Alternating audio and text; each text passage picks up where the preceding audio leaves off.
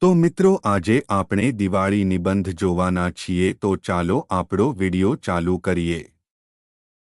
દિવાળી આવી નવા વર્ષની વધાઈ લાવી। દિવાળી એટલે સાફસફાઈ, આનંદોલ્લાસ, ફટાકડા અને પ્રકાશનો તહેવાર।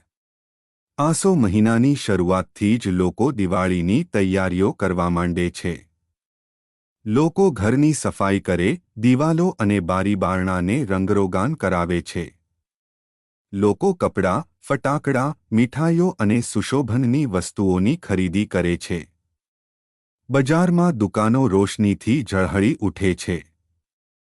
દિવાળીનો તહેવાર 5 દિવસ ચાલે છે। ધનતેરસ, કાળી ચૌદસ, દિવાળી, બેસતું વર્ષ અને ભાઈબીજ।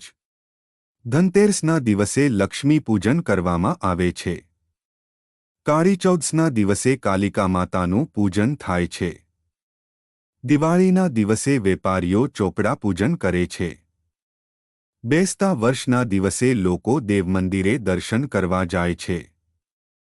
પોતાના સગાંવહાલા અને મિત્રોને નવા વર્ષની શુભેચ્છાઓ પાઠવે છે।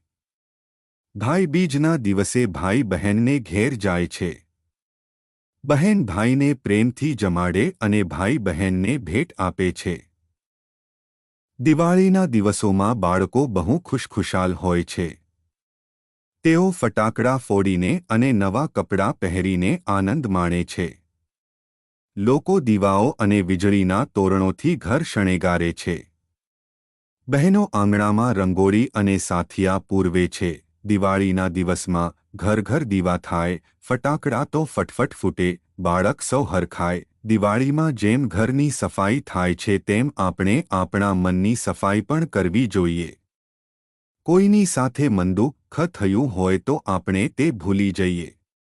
માફ કરો અને ભૂલી જાઓની ભાવના વિકસાવવાનો અને અંતરના અંધકારને દૂર કરવાનો આ તહેવાર છે। દિવાળી સૌને બહુ આનંદ આપે છે।